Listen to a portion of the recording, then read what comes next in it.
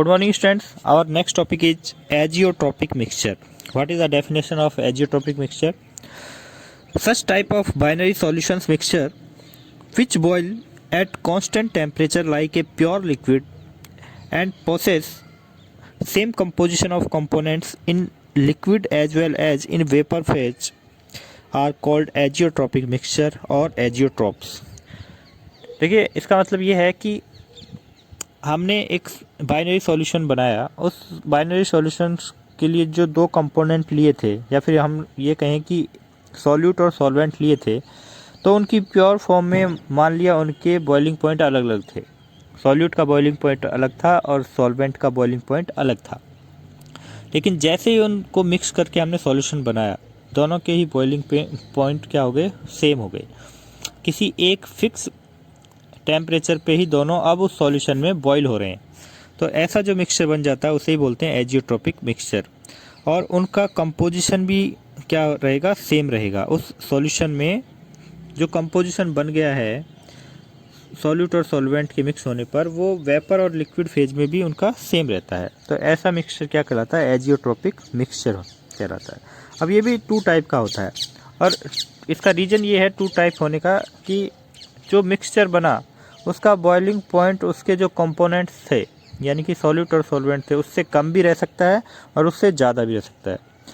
तो जब boiling point कम रह जाता है उस सॉल्यूशन का, किससे, सॉल्यूट और सॉल्वेंट के बॉइलिंग पॉइंट से, तो ऐसा एजियोट्रोपिक मिक्सचर क्या कहलाता है, minimum boiling azeotropes. Means these azeotropes are formed by those liquid pairs which show positive deviation from ideal behavior. Such azeotropes have boiling points lower than either of components. तो देखिए, जो components का boiling point था उससे इनका boiling point कम रह जाता है। और ऐसे जो मिक्सचर होते हैं वो कौन से होते हैं, जो नॉन आइडियल सॉल्यूशन होते हैं, वो भी कौन से, पॉजिटिव डेविएशन वाले नॉन आइडियल सॉल्यूशन होते हैं। उनमें जो एग्जांपल आएंगे वही एग्जांपल मिनिमम बॉइलिंग एजियोट्रोप्स में आएंगे। तो ये ध्यान रखना कि पॉजिटिव डेविएशन वाले जो नॉन आइडियल सॉल्यूशन होते हैं उनमें जो एग्जांपल्स हैं वही इसमें एग्जांपल्स आएंगे, इसलिए मैंने यहाँ राइट नहीं किए हैं। सेकंड है मैक्सिमम बॉइलिंग एजियोट्रोप्स। तो समझ गए होंगे कि जो सॉल्यूशन बनेगा उसका बॉइलिंग पॉइंट आपके सॉल्यूट और सॉल्वेंट के बॉइलिंग पॉइंट से ज़्यादा होगा, लेकिन ये फिक्स होगा। These azeotropes are formed by those liquid pairs which show negative deviation from the ideal behaviour.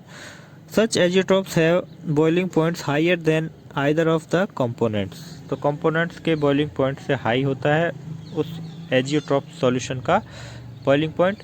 और कौन से सॉल्यूशंस होते हैं, ये वो नॉन आइडियल सॉल्यूशन होते हैं जो कि नेगेटिव डेविएशन शो करते हैं। तो अगर आपसे एग्जांपल पूछा जाता है मैक्सिमम बॉइलिंग एजियोट्रोप्स के, तो वही एग्जांपल्स लिखने हैं जो हमने पढ़े थे negative deviation non ideal solutions में, जो नॉन आइडियल सॉल्यूशन जो नेगेटिव डेविएशन शो कर रहे थे। ठीक है, अब बात करते हैं कॉलिगेटिव प्रॉपर्टीज। नेक्स्ट टॉपिक है अपना colligative properties and determination of molar mass. Exam में ये डायरेक्ट क्वेश्चन आता है, what is colligative properties, give one example. तो इसकी डेफिनेशन देखते हैं। The properties of the solutions which depends only on the number of solute particles but not on the nature of the solute are called colligative property। सीधी सी definition है, यानी कि solution ऐसी प्रॉपर्टीज जो सॉल्यूशन के जो सॉल्यूट है उसके नंबर ऑफ पार्टिकल्स पर डिपेंड करती है, कॉलिगेटिव प्रॉपर्टीज कहलाती हैं। समझ गए, सॉल्यूशन में जो सॉल्यूट है उसके नंबर ऑफ पार्टिकल्स पर डिपेंड करने वाली प्रॉपर्टीज कॉलिगेटिव प्रॉपर्टीज कहलाती हैं। उसकी नेचर पर डिपेंड नहीं करती, कैसा भी सॉल्यूट हो कोई फ़र्क नहीं पड़ता, बस डिपेंड करती हैं उसके नंबर ऑफ पार्टिकल्स पे। जैसे कि some important colligative properties are relative lowering in vapour pressure, elevation in boiling point, depression in freezing point and fourth is osmotic pressure. तो देखिए इसको इस तरह से समझने की कोशिश कीजिए कि फर्स्ट है जैसे relative lowering in vapour pressure, यानी कि ऐसा सॉल्यूशन जिसमें नॉन वॉलेटाइल सॉल्यूट डिजॉल्व है तो उसके वेपर प्रेशर में लोअरिंग होती है, ये हम पहले देख चुके हैं। तो अब वो आपका जो नॉन वॉलेटाइल सॉल्यूट है वो आपका चाहे साल्ट हो चाहे शुगर हो, तो उसकी नेचर से कोई फ़र्क नहीं पड़ेगा, सिर्फ कितनी शुगर या साल्ट उसमें डिजॉल्व है, यानी कि नंबर ऑफ पार्टिकल्स कितने हैं उसी पर डिपेंड करेगी ये कॉलिगेटिव प्रॉपर्टी। कौन सी? Relative lowering in vapour pressure. तो हमें पता है कि शुगर और साल्ट की प्रॉपर्टी जो नेचर है वो तो अलग अलग होती हैं, तो नेचर पे डिपेंड नहीं करती कॉलिगेटिव प्रॉपर्टी। कितनी है, नंबर ऑफ पार्टिकल्स कितने हैं या अमाउंट कितनी है उस पर डिपेंड करती है वही कॉलिगेटिव प्रॉपर्टी। तो पहले यही देखते हैं relative lowering in vapour pressure. तो इसमें हम क्या देखेंगे, एक जो रिलेशन है वो हम पहले बना ही चुके हैं, इसीलिए इसको फिर से डिटेल से नहीं पढ़ेंगे, सिर्फ वो इक्वेशन लिखेंगे जो हमने बनाई थी और उसके थ्रू हम फिर मोलर मास काउंट करने की कोशिश करेंगे, क्योंकि हमारे टॉपिक यही था determination of molar mass with colligative properties. Colligative properties के थ्रू मोलर मास कैसे काउंट करते हैं सॉल्यूट का। तो यहाँ देखिए हम पहले ही बात कर चुके हैं, for an ideal solution the relative lowering of vapour pressure is equal to mole fraction of the solute. तो ये बात हम पहले ही कर चुके हैं। ऐसा सॉल्यूशन जिसमें नॉन वॉलेटाइल सॉल्यूट डिजॉल्व है, यानी कि लिक्विड सॉलिड सॉल्यूशन जो था उसमें जो सॉलिड सॉल्यूट था वो नॉन वॉलेटाइल था, उसके लिए जो हमने टोटल प्रेशर के लिए एक इक्वेशन बनाई थी और उसी के थ्रू हमने एक रिलेशन बनाया था कि रिलेटिव लोअरिंग क्या होती है, प्योर सॉल्वेंट के वेपर प्रेशर में टोटल वो प्रेशर वेपर प्रेशर को सब्सट्रैक्ट करते हैं और उसको डिवाइड कर देते हैं सॉल्वेंट के वेपर प्रेशर से, तो ये कहलाती है relative lowering in vapour pressure. ये किसके इक्वल होती है? सॉल्यूट की मोल फ्रैक्शन के इक्वल होती है। तो ये हम जानते हैं relative lowering directly depend on amount of solute. Mole fraction का मतलब यही है कि रिलेटिव लोअरिंग किस पर डिपेंड कर रही है, यानी कि किसके इक्वल है? अमाउंट ऑफ सॉल्यूट, यानी कि मोल फ्रैक्शन ऑफ सॉल्यूट। तो ये जितना ज़्यादा मोल फ्रैक्शन बढ़ेगा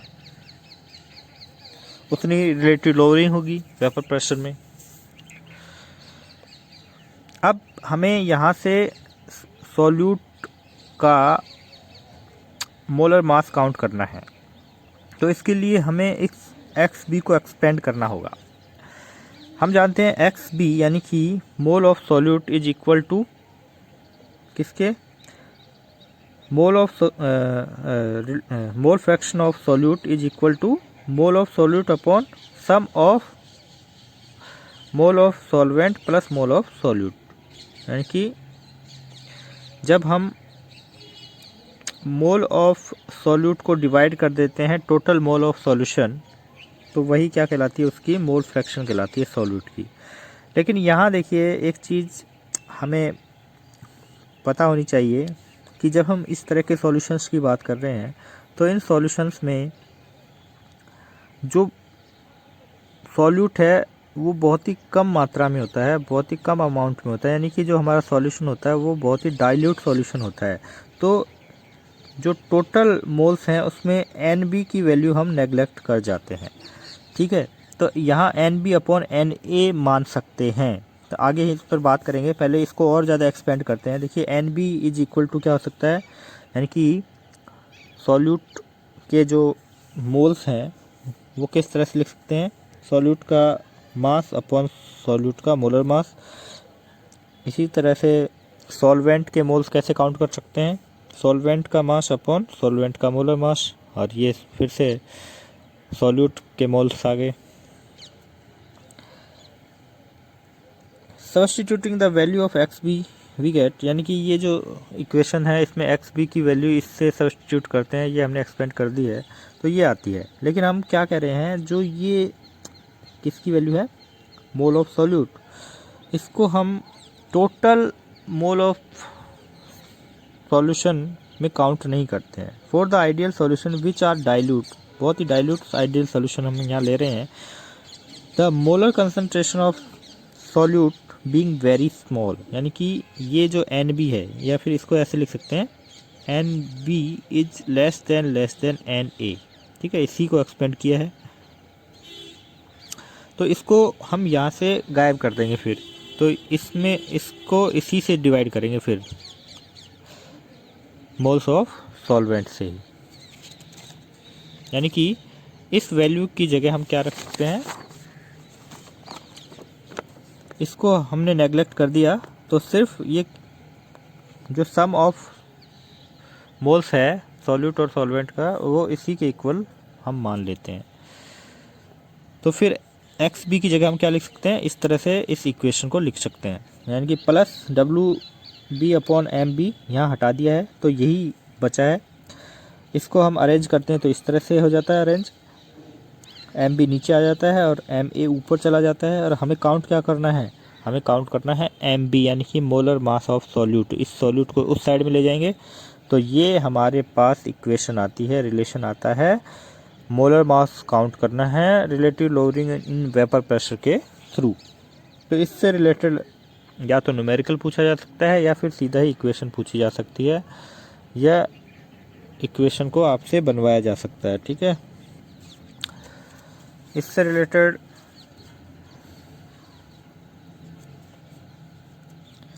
एक न्यूमेरिकल भी है, यहाँ पर मैंने ऐड कर रखा है आपके लिए। तो देखिए न्यूमेरिकल किस तरह से है, the vapour pressure of pure benzene at a certain temperature is 0.850 bar. At the same temperature, the vapor pressure of a solution containing 0.5 gram of non-volatile solid in 39 gram of benzene at 0.845 bar. What is the molecular weight of solid? Molar mass of benzene 78 ग्राम पर मोल। तो देखिए क्या दे रखा है, benzene का vapour pressure दे रखा है और वेपर प्रेशर किसका दे रखा है, सॉल्यूशन का वेपर प्रेशर दे रखा है 0.845। तो ये कंफ्यूज नहीं होना है, ये एग्जाम में अगर इस तरह से आता है तो कई बार हम इसमें कंफ्यूज हो जाते हैं, वैल्यूज एक जैसी सी दिख रही हैं और इसको गलत करके आ जाते हैं स्टूडेंट। ये वैल्यू अलग है और ये वैल्यू अलग है, ठीक है। डब्ल्यू बी दे रखा है 0.5, सॉल्यूट का अमाउंट दे रखा है, डब्ल्यू बेंजीन 39 ग्राम दे रखा है, ठीक है, यानी कि डब्ल्यू ए है, डब्ल्यू ए मतलब सॉल्वेंट का मास दे रखा है डब्ल्यू ए, यहाँ देखिए। और हमें दे रखा है एम ए दे रखा है 78 ग्राम और हमें एम बी काउंट करना है। तो देखिए इसमें ये फॉर्मूला यहाँ पर हम अप्लाई करेंगे और इसमें जो भी वैल्यूज दे रखी हैं सभी वैल्यूज यहाँ की जो वैल्यू चाहिए इस फॉर्मूले के लिए सभी वैल्यूज यहाँ हमें दे रखी हैं इस क्वेश्चन में, सभी वैल्यूज को पुट करेंगे तो एम बी की जो वैल्यू है वो आ जाएगी 170 ग्राम। तो देखिए हमारे पास 4 कोलिगेटिव प्रॉपर्टीज़ हैं और सभी के लिए सॉल्यूट का जो मोलर मास है इसको काउंट करने के लिए सभी के लिए अलग अलग एक फार्मूला आएगा। तो न्यूमेरिकल में आपको ये तो बताया नहीं जाएगा कि कौन से टॉपिक से ये न्यूमेरिकल आया है, तो आपको ये देखना होगा कि कौन सा फार्मूला यहाँ पर अप्लाई करना है, वो आपका जो क्वेश्चन है ये बता देगा। इसमें वेपर प्रेशर की बात की गई है, सॉल्यूट और सॉल्वेंट के वेपर प्रेशर आपको दे रखे हैं, तो इसका मतलब फिर ये relative lowering in vapour pressure से ये फार्मूला आता है या उस फार्मूले को इसमें न्यूमेरिकल में पुट करेंगे। तो इसी तरह से हम सभी कोलिगेटिव प्रॉपर्टीज़ के लिए MB की वैल्यू काउंट करने के लिए फार्मूला बनाएंगे और उनको अप्लाई करने का तरीका देखेंगे, ठीक है ना।